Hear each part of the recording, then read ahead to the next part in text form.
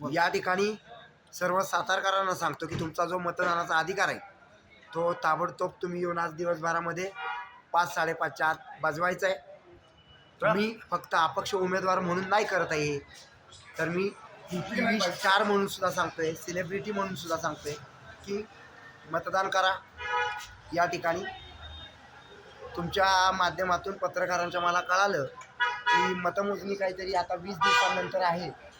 तर ही मतमोजणी जी आहे ती 20 दिवसांनंतर कशासाठी करताय हा जरा वादाचा मुद्दा मला वाटतो.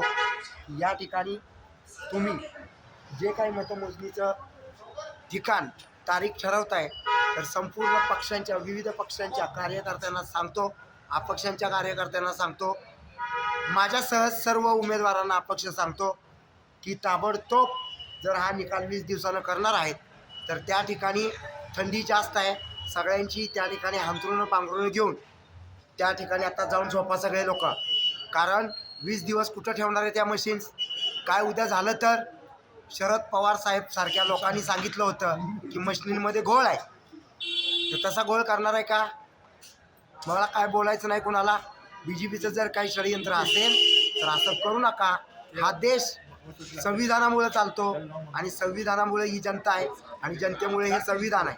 आमच्या जनतेला वेड्यात काढायचं काम तुम्ही करायचं नाही.